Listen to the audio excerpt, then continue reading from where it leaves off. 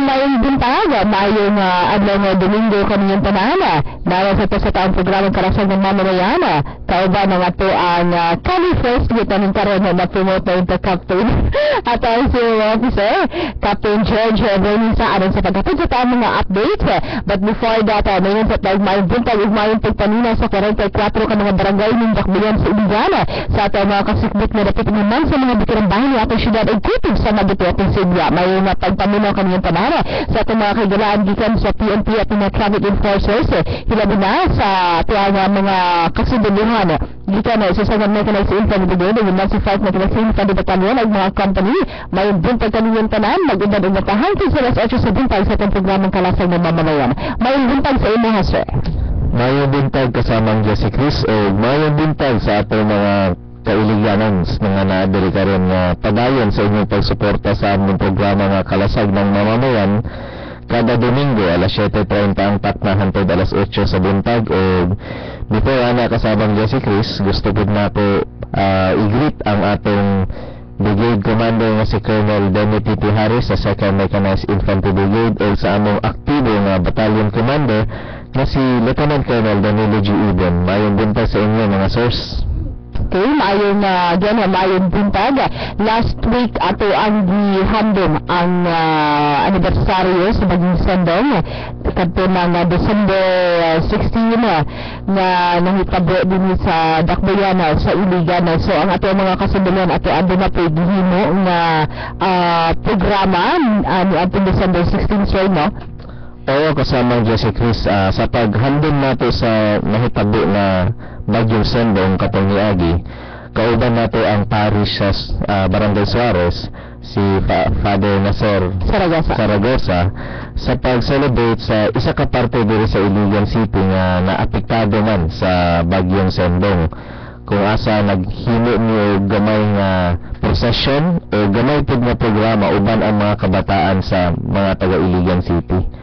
O uban man kasamang Jesse Chris atong 16 December 2013 continuous ang atong pag-participate sa mga lain-lain nga mga activities diri sa atong syudad. Isa na kini ang tree planting activity nga pangunahan sa mga LGU sa Barangay del Carmen sa Iligan City, kung asa nakatanom og 100 ka non-fruit bearing trees ang atong mga kasundaluhan uban ang mga katawhan sa Barangay del Carmen kasamang Jesse Chris. Okay. So, asa ni siya particular sa Barangay del Carmen, sir? Dito gid sa sentro kasamang Jesse Chris, kung asa nakanapon ni mga kauban nga kasundaluhan nga naa didto nga nakadeploy sa na-discuss nato katong mga niagi nga mga programa nato ang bayanihan team operators nato. Nakanapod tayo bayanihan team operators nga nakadeploy karon dito sa Barangay del Carmen kasamang Jesse Chris. Okay, so inana no, gawa sa ato nga mga tropa sa Fortnite o ingon ng mga LGU gani ang populasan ka mga NGO ang mga nagpakabana nga mga sektor din sa Dakbayan Siligan ang himo usab og lain-lain nga mga pamaagi sa paghandom sa kuano sa mahitabo nga Bagyong Sendong. Gawa sa ani solo na pud siya nga pudtong gipahigayon na tree planting dito sa barangay dito kalan. Kasi sa kuan na nahibalan sir no, barangay dito kalan sa Tambo hinaplanon ang tree planting that day. Actually kasamang Jesse Chris atong 16 December 2013 mutong gideklara sa atong syudad nga massive tree planting activity nga gipangunahan sa City Environmental Management Office katong 16 December. So tanan agencies sa Iligan City, mga stakeholders, mga kasundaluhan, mga kapulisan o uban pa nga mga government agencies nga anaa diri sa atong dakbayan nag-conduct o isa ka simultaneous nga tree planting activities kung asa nagsugod ang activity sa amphitheater, kung asa na ay flag raising uban ang mga different offices o pagkahuman nagdiretso dayon sa kanya-kanya nga mga area of responsibility ang mga opisina kung nag-asa nagtanom sila og mga non-fruit bearing trees with a total of 500 non-fruit bearing trees, non-fruit bearing seedlings kasamang Jesse Chris. Okay, so ato nang answer no atong December 16. Pagka 17 actually dunay mga naghandle usab nga mga or naghandle usab na pipila ka mga sa anibersaryo sa Baguio 17 pero ang Fortnite adunay gihingo nga civic action program. Oo, kasamang Jesse Chris. Katong December 17 nagsugod ang atong medyo sunod-sunod po nga activity in relation sa atong upcoming holiday seasons, ang Christmas, kung asa ang atong mga line company sa 4th Mechanized Infantry Battalion nagkanya-kanya po og himo og mga gift-giving project. Katong na-mention nato sa una ang Kalasag Project Shoebox kasamang Jesse Chris kung nanginumduman pa nimo. Ang atong mga line companies, isa kini ang 43rd Mechanized Infantry Company nga gipangunahan ni Captain Randy Magapuro nga anaa sa Linamon. Nagkandak sila og civic action program og Project Shoebox sa Guillermo P. Cano Memorial School sa Sitio Tila Paz, Barangay Poblacion, Linamon, Lanao del Norte kasamang Jesse Chris. Okay, so medyo iba-iba po ang mga naka-benefit sa ano sir, no? 219 ka mga estudyante ang naka-benefit adto kasamang Jesse Chris kung asa nahatagan sila og mga insakto lang po nga mga regalo, actually mga school supplies ni kung asa nato makolekta sa atong uban nga mga stakeholders og mauman nag-conduct po sila og free haircut, circumcision o pa-feeding para sa atong mga kabataan kasamang Jesse Chris. Okay, so sa civic action program last December 17 unsa pud nga mga serbisyo ang atong nahatag sa atong mga kagalan sa Mindanao? Mga free hair, nagdala actually ang atong mga katropa dito og mga barbero kasamang Jesse Chris og mga tropa pod nga kabalo magtuli sa mga bata. So natay free haircut, may circumcision og ang atong mga kaigsuonan sa Philippine National Police nga gipangunahan ni Police Senior Inspector Murillo, naghatag pod sila og mga tsinelas para sa mga kabus nga mga kabataan sa eskwelahan kasamang Jesse Chris. Okay, so munang pa natin December 17 o pagka December 19 natin ito mga activity nga gino sir. Gift giving activity gyapon ni kasamang Jesse Chris nga partner sa 4th Mechanized Infantry Battalion ang Kiwanis Club International kung asa nag-adto ang mga tropa o pati po ang mga miyembro sa Kiwanis Club dito sa Primitivo Quinto Memorial School sa Barangay Hindang kasamang Jesse Chris. Okay, so aside sir, doon ay gipanghatag ng mga ako nag-distribute ng mga gift sir na sa mga kabataan nga almost 500 ka mga estudyante ang naa dito sa Primitivo Quinto atong 19 December kasamang Jesse Chris ug isa ka highlights dito sa mga membro sa Kiwanis Club is nagdala sila og mascot para sa mga bata kasamang Jesse Chris og nakita namang reaction sa mga bata nga tungod kay medyo distansya na ang Barangay Hindang sa syudad, medyo nalipay porti ang reaction sa atong mga kabataan pagkakita nila sa mascot nga gidala sa atong kapartner nga Kiwanis Club kasamang Jesse. Okay, syempre atong mga kagalaan po dito no, Sir George padalag sa rapid kaayo makakita og mga inulaman ng mascot. Mao gid kasamang Jesse Chris, mao na nga klase-klase ang ilang reaction ang mga dagko mga bata nga lipay nato yung mga bata nga nahadlok kay first time pa nila nakakita og mascot pero pagkadugayan gipaduol na mo sa mascot nga kana pahalitay lang na para sa ilang gidala sa atong mga kasundaluhan mao man sa mga miyembro sa Kiwanis kasamang Jesse Chris. Okay, so aside so wala may nakabutang ka na sa siya nga date na ano na gitang gana gift giving activity gihapon katong 20 December katong Friday lang actually. Gipangunahan na pud ni sa atong kaigsuonan sa sa 43rd Mechanized Infantry Company uban si Captain Randy Magapuro o lain-lain nga mga stakeholders kung asa naghatag kita og mga regalo pud.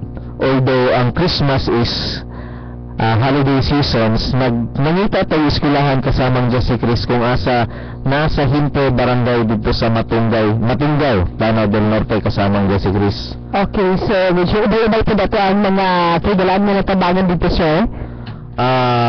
Oo, kasamang Jesse Chris. Actually, 100 pupils, uban ng ilang mga ginikanan, kay ang atong mga kolekta ng mga materyales o mga supplies is naka-apil po o hatag sa atong sa mga ginikanan sa mga bata kasamang Jesse Chris.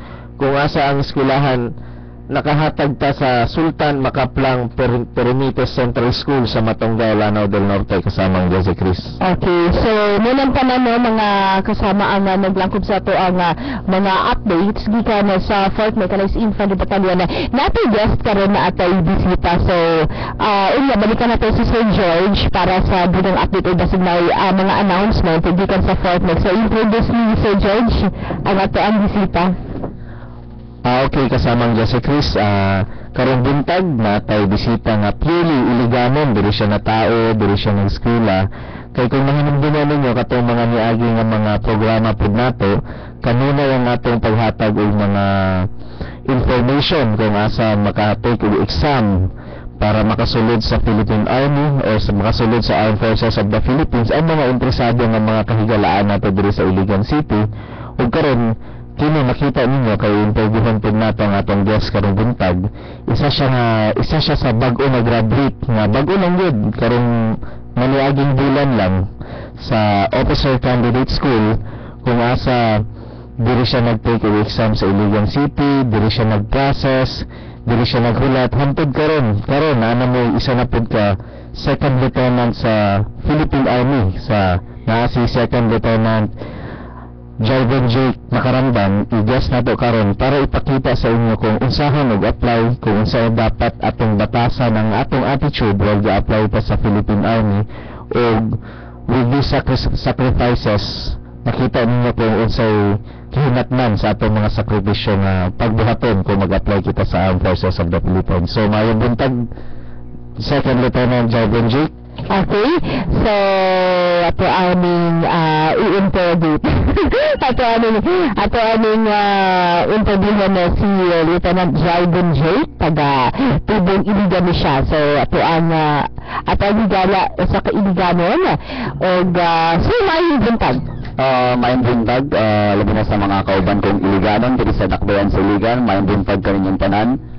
Okay, so mga tanong lang ko sir ha, first question na ako, yun sa mga pagkahibalo sir, yun sa mga asa ka kinsa naka-inform nimo na regarding anong nagsundalo? Basically, advanced ROTC ko sa MSRP. Before anything else, magpalaila ko. Ako si Jarvin Jake Makarandan, 22 years old, graduate ko sa MSRP from the Department of Physical Education.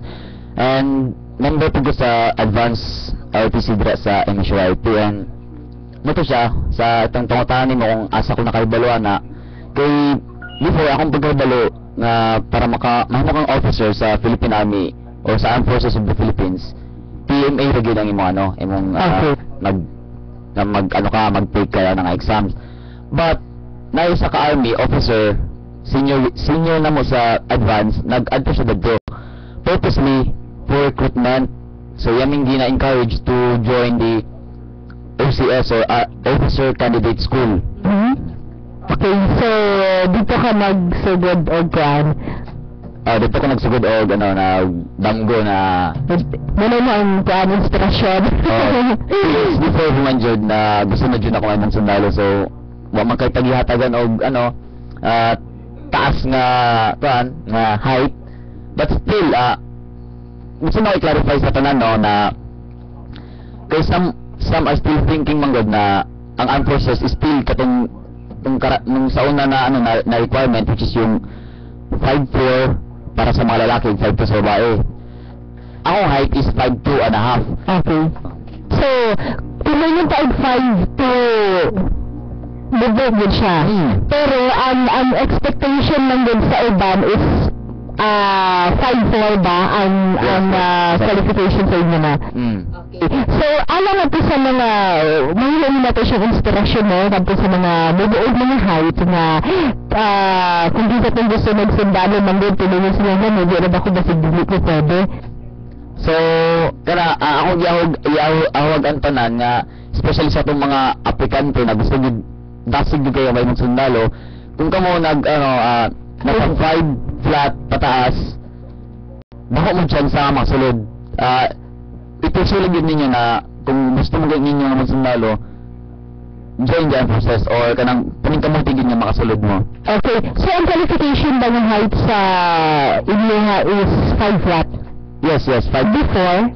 Before 5% nga pag-drop karon gi-centralize na mo siya whole ano. Okay. So, ang si proseso nga imuhang gihimo sir na naabot ka sa imuhang pantang? First, sa every graduation ng bundod sa MSUYP, na-booth dira during job fair, na-booth ang Philippine Army. So, dira, nag-inquire ko, and then, the next day, nagpa-exam sila. So, nagto ko dito sa CTI, sa Iligan City National High School, nag-conduct sila og exam dito. First na exam is ang PATAB or Philippine Army Attitude Test Battery. And then after that, if makaproceed ka sa AQE, ang Army Qualifying Exam. And after that, SWE, itong Special Written Exam. Then, humana na, tawagan ka nila for initial interview dito sa Fort ID Patag Cagayan de Oro. Okay. Pero, kanis ano na tuwiga sir? 2012. 2012, ang fortnight is na din yun sir, no? Okay, na din yun. Wala pud ka nakabisita sa fortnight announce? Last year ka ano? Oh, nakabisita ko sa Fort Nicolas kasi kay kuan man ko kanang mag-anahan man ko sa sa CDC dira sa Ariscom. Okay. Okay. So, inanan mo, sino sila kayo gusto i-bigang ihag sa ato ang mga higala karon mga listeners na katong buot na mahimong sundalo pero na ay mga pagduha-duha tungod sa ilahang height, tungod sa ilahang unsa ba kay problema nila or something like sa imuha din nakabot kung desidido gud ka diba? Okay, so sa mausab na sa mga desidido nga mga iliganon nga gusto ipakita ang ilang potensyal nga mayong leader sa Armed Forces of the Philippines, ayaw mo ka-discourage kung inyong height is 5 flat lang. Kaya ako 5'2.5", no? Unlike before na 5'4", still gipilit na ako nga masulod sa Armed Forces of the Philippines, especially sa Philippine Army kay mo akong damgo. And besides, isa pa dahil additional information, di lang ako diri ang isa lang bagong graduate. Tuloy ni kabuo. Okay. Kung ikaw may din MSUIIT, sila ba? Ang isa, made in MSUIIT dapat. Okay. Ang isa, made in St. Michael's College. Okay. So, puro mga lalaki. bago lang pinigalit, din lang mo pala siya. Classmate na ako. Okay, congrats. And kuan ko natin ko ipahabol na question sir na. Sa inyo ba sir, ang ato mga tigpaminaw ng good life at mga nag-eskwela pa karon na di na pinidam sana sa inyo ha. Ang training ba sir, kumusta? Ang training, okay lang kayo. As in, dito gina-test imong kagalingon nga kay kabalo man ta basta training sa Army, which is gina-prepare ka for the sa field, di ba? So tanan nga ginatangtang imong pride. It is tunay na siya na tangtang imong pride, but not to the extent na katong yung mga pangit na jud kay nga bitaw. Kay siyempre ang labi na ang officer candidate school, which is ang ilang gina-produce is officers, so professional ang approach sa training. Okay, pero dili ba siya sa tinatubaan siya, di ba siya lisod or struggle sa inyo ang inyong mga naagian na training? Pero ikaw, maadto ka dito nga, wala kay confidence, lisod yun para sa mga. Pero kung ikaw, imong mind kay naka-fix na dyan nga, gusto ka mo lahutay, gusto ka may officer, makaya lang mo. Okay. So, isip bagong graduate, unsa imong mahatag nga tips sa ato ang mga tigpamilaw karon nga interesado ko like sa imong profession? As newly graduate sa OCS, karon nag-rank na ko as second lieutenant, which is a pride sa akong kagalingon. Salamat sa Ginoo kay permit siya nag-support sa tuwa in times of mga agi pagkalisod syempre sa training, but akong gusto maano sa tanan kato, kung gusto ninyo pangayuwa sa Ginoo, kauban sa inyong lihok, so go lang ng go, kumbaga. Okay, go lang ng go. Okay, so, again sir, no, congrats, and wala na ko ikasyon na sila kayo doon sa ipaabot sa to ang mga tingtan nyo na karandang taga, sir. Gusto din ako i-greet day akong classmate si Lieutenant Shatanan and si Lieutenant Ruiz Bok, asa na mo Bok? Wala lang sila nakauban karon kay medyo ano sila, busy sila sa mga ano pod, sa mga priorities kumbaga. Okay, sir, taga-dirigya pag-iligan, sir. Taga-iligan ko na silang tulo. Ay silang duwag. Okay. Ikaw ka pala. Ako ka pala. Okay. So, yung ano na, syempre proud ka sa taga-Santiago. Kay taga-Santiago ka, di ba? Oo. Actually, sa Santiago, So, sir. sa Orchid Homes, katong nasundo nga na itong ano. Okay, last 2012. 2011. 2 years na karona. So, katong panahon na so is estudyante pa ka or Graduating ko actually sa okay. So, ito na kanigay ng training, sir? sa Officer Candidate School, Philippine Army, ang duration sa training is 1 year lang. Provided na graduate ka o degree. Dapat degree holder na ka. Okay. So, wala na ko yung mga question. Basig na kayo idugan, sir? Ano po sa mong class is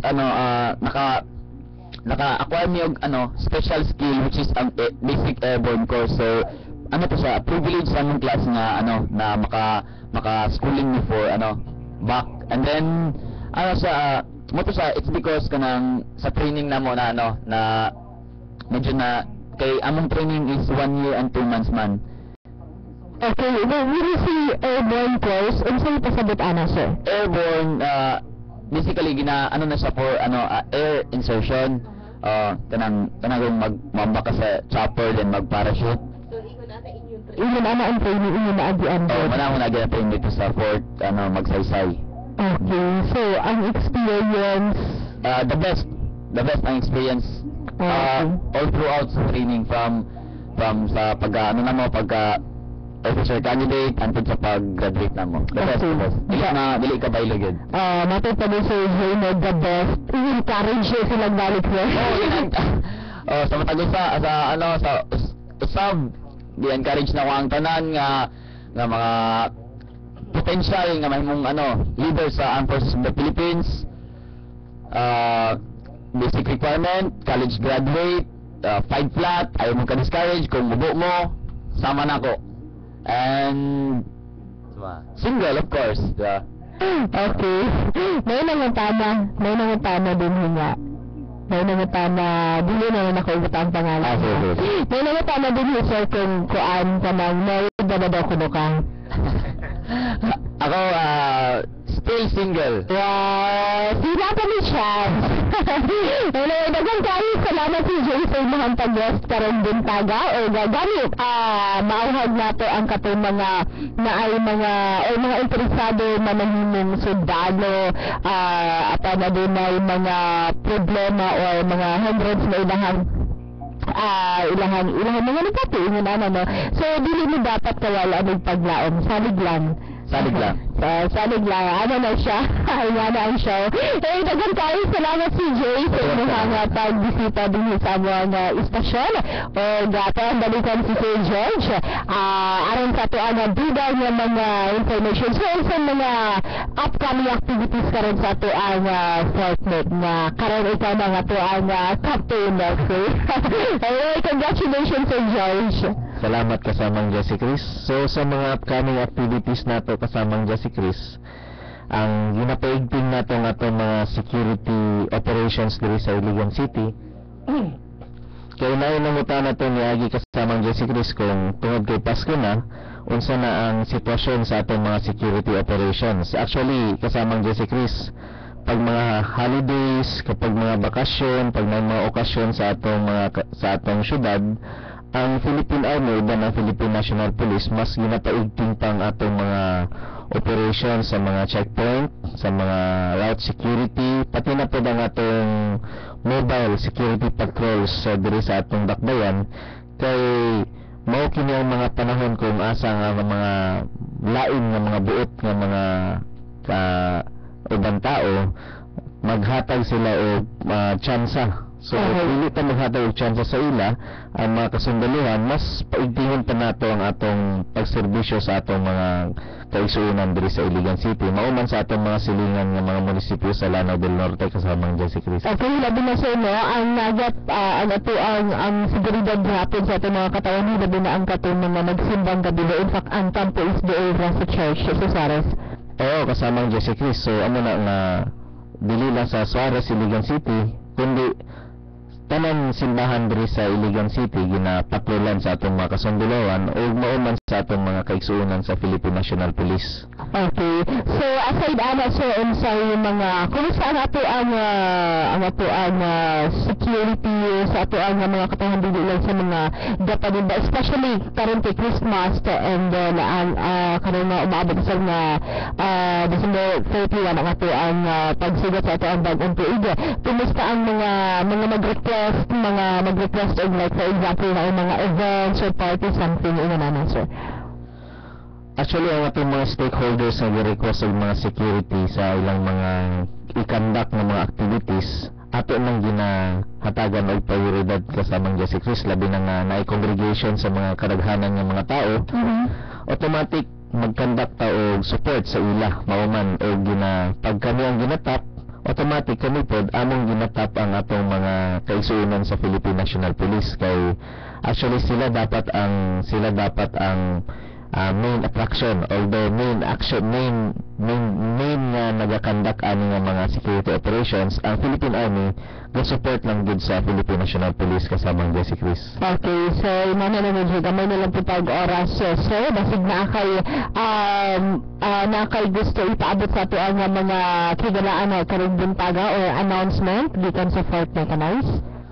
May nag-text ako karon lang gud kasamang Jesse Cruz sa pag-interview nimo kay Second Lieutenant Jarvan Jake na unsa na po daw ang proseso sa mga exam sa pag-apply sa Philippine Army. So sa atong pag may mga exam nga moabot diri sa Iligan City na ikandak diri sa Iligan City, automatic diri sa atong programa dili nila madunggan kasamang Jesse Cruz. O at the same time, ang nasa Cagayan de Oro sa Fort ID sa Camp Evangelista sa Patag, Cagayan de Oro City, continuous ang ilang paghatag dito o mga after bali mo na siya ang first exam nga ikandak para sa gusto mag-apply sa sundalo, mag-proceed lang sila sa Army Recruitment Office sa Camp Evangelista, Cagayan de Oro City. O kung naatay mga examinations sa ikandak dito sa Iligan, maghatag lang tayo informasyon sa atong mga kaigsuonan nga gusto mag-apply kasamang Jesse Cruz. Okay, so nada tayo contact number sir, pwede nila makontak o asa sila pwede nyo bisita din sa Iligan? So karon kasamang Jesse Cruz, they are feeling magduo lang dito sa magbisita lang sa Fort Mechanized Infantry Battalion sa Camp Pintor Suarez, Iligan City sa mga interesado yun para mas maistoryahan po na ako sila in person kasamang Jesse Cruz. Okay, so inanana mo, pabiling natin na mag-monitor natin na sibyaan ako na sa bilang mga updates din sa yung mga schedule sa mga activities or every Sunday mag-abot-abot hindi po pa nagkita-kita na sa radyo. Kaya paminawan yun, sa alas 7 hindi natin sa alas 8 sa buntag sa itong programang Kalasag ng Mamamayan. So, kasama ang Jesse Cruz, hapit na ang Pasko. In behalf sa among battalion commander nga si Lieutenant Colonel Danilo G. Ibon, gina-greet na mo ang tanan nato mga kaigsuonan diri sa Iligan nga maayong Pasko o may we have a very meaningful holidays kasamang Jesse Cruz. Mayroon man sa imo kasamang Jesse Cruz. Okay, so advance Merry Christmas o yun man advance Happy New Year. So hanggang gusto nyo Domingo na mga kasama, wala na itong ibang oras mag-abot-abot sa sasamang oras sa mga istasyon. Dino sa aming DXI Iligan na siya ito iligan hanggang sa alas 8 sa buntag sa itong programang Kalasag ng Mamamayan. Again, maayong buntag, sinisip kasamang Jesse Cruz kinabapit. Tapos, ay,